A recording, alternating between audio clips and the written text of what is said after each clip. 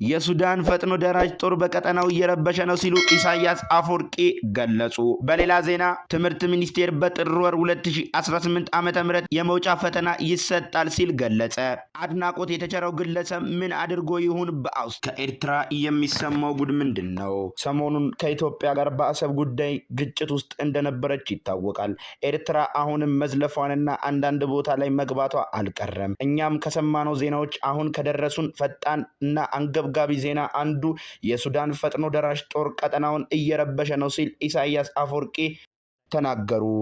የኤርትራው ፕሬዝዳንት ኢሳያስ አፈወርቂ ወደ ሳውዲ አቅንተው ከሳውዲ አልጋ ወራሽ መሐመድ ኢብን ሳልማን ጋር ውይይት ማድረጋቸውን ተከትሎ ለአንድ ሚዲያ በሰጡት ቃለ ምልልስ የሱዳን ፈጥኖ ደራሽ ጦር ከበርካታ ሀገራት የጦር መሳሪያ እየጎረፈለት ይገኛል ያሉ ሲሆን ይህ ኃይል ለሱዳን እንዲሁም ለቀጠናው ከባድ ስጋት ደቅኗል ሲሉ መናገራቸውን ፈጣን ዜና ተመልክቷል። ፈጥኖ ደራሽ ጦሩ በሱዳን ሲቪሊያንን እየገደለ ነው፣ አስገድዶ መድፈርን እየፈጸመ ነው። ለዚህ ኃይል የሚደረገው የጦርነት መሳሪያ ድጋፍ መቆም እንዳለበት ለሳውዲ አልጋ ወራሽ እንደተናገሩ በቃለ ምልልሳቸው ላይ አንስተዋል። ኤርትራ ለሱዳን ወታደራዊ መሪ አልቡርሃን ድጋፍ እያደረገች መሆኑን ተከትሎ የሱዳን ፈጥኖ ደራሽ ጦር በኤርትራ ላይ እርምጃ እንደሚወስድ በተደጋጋሚ ማስጠንቀቂያ መስጠቱ ይታወሳል። ይህ ውዝግብ ከቀጠለ እንግዲህ የሱዳን ፈጥኖ ደራሽ ጦር በኤርትራ ላይ እርምጃ ይወስዳል ብዬ ደምድሜያለሁ። ምክንያቱም ተደጋጋሚ የሆነ ማስጠንቀቂያ ሰጥቷል። ከዛም ባለፈ ደግሞ የተለያዩ ሀገራት ጦር ድጋፍ እያደረጉለት ይገኛል። አሁን እየገባ ዜና አለ። እሱን በሚቀጥለው አቀርብላችኋለሁ። ትምህርት ሚኒስቴር በጥር ወር 2018 ዓመተ ምህረት የመውጫ ፈተና ይሰጣል። ፈተናውን ለመጀመሪያ ጊዜ የሚወስዱ እጩ ተመራቂዎች ምዝገባ ትናንት ታህሳስ 6 2018 ዓመተ ምህረት የተጀመረ ሲሆን እስከ ታህሳስ 13 2018 ዓመተ ምህረት ድረስ ይቆያል። እነዚህ ተማሪዎች በተቋም ደረጃ ምዝገባቸውን በተጠቀሱት ቀናት አድርገው መረጃ ለትምህርት ሚኒስቴር የሚላክ መሆኑን ተገልጿል።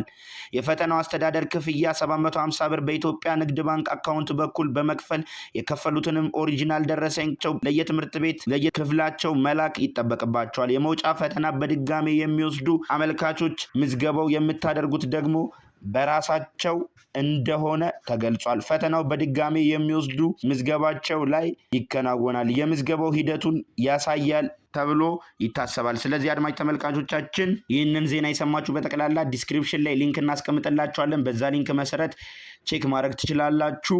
ቪዲዮአችንን ላይክ አድርጉ። ወደ ሌላ ዜና እናልፋለን። አድናቆት የተቸረው ግለሰብ ምን አድርጎ ይሆን? በአውስትራሊያ በአይሁድ በዓል ላይ ጥቃት ሲፈጸም ጣልቃ የገባው ግለሰብ በብዙዎች አክብሮት ተችሮታል። እሁድ ዕለት ሁለት ግለሰቦች በቡኒድ የባህር ዳርቻ የአይሁድ በዓል ሲከበር ጥቃት ከፍተው 15 ሰዎች ተገድለዋል። በዚህ ጥቃት ወቅትም አንዱ ጥቃት ፈጻሚ ጥቃት እየፈጸመ በነበረበት ወቅት አንድ መንገደኛ ወደ ጥቃት ፈጻሚው ሮጦ ታግሎ መሳሪያውን ሲያስጥል የሚያሳይ ቪዲዮ ከተሰራጨ በኋላ ግለሰቡ ጀግና ተብሎ ተወድሷል። ግለሰቡ አህመድ የተባለ የ43 ዓመት የፍራፍሬ ሱቅ ባለቤት ሲሆን መሳሪያውን ከነጠቀው በኋላ ጥቃት አድራሹን ወደኋላ ሲሸሽ መሳሪያውን አስቀምጦ ሲሄድ ይታያል። የአውስትራሊያ ጠቅላይ ሚኒስትር አንቶኒዮ አልባዚ ግለሰቡን ራሱን አደጋ ውስጥ ከቶት መሳሪያውን መንጠቁ ገልጸው በወቅቱ በደረሰበት ጉዳት በሆስፒታል ኦፕሬሽን እንደተሰራ ገልጸዋል። ጠቅላይ ሚኒስትሩ በአውስትራሊያ ለጸረ ሴማዊነት ቦታ የለም ሲሉ የኦል አህመድ ዘመድ ኦል አህመድ በሁነት 2 ጊዜ እንደተተኮሰበትና በሆስፒታል እንደተኛ ገልጸዋል። ጥቃቱም የ50 ዓመት አባትና የ24 ዓመት ልጅ ሲፈጽሙ አባት በፖሊስ ተኩስ መሞቱ ልጅ ደግሞ ሆስፒታል መሆኑን ተገልጿል። ከተገደሉት 15 ሰዎች በተጨማሪ 40 ሰዎች ሲቆስሉ ጥቃቱ ፕሬዝዳንት ትራምፕን ጨምሮ በርካታ የጸረ ሴማዊነት የሽብር ጥቃት ብለውታል። አድማጭ ተመልካቾቻችን እውነተኛና ፈጣን ታማኝና ትክክለኛ የሆነ ዜና ማግኘት ከፈለጋችሁ ፈጣን ዜና ሰብስክራይብ በማድረግ እንዲሁም ቪዲዮ ስንለቅ እንዲደርሳችሁ የደወል ምልክቷን በመጫን አጋሮቻችን ይሁኑ። እውነተኛና ታማኝ ዜና በፈጣን ዜና ብለናል። እስከ ነገ መልካም ነገ እያለን ሁላችሁንም መልካም ነገር እየተመኘን ሸራውት ይመቻችሁ።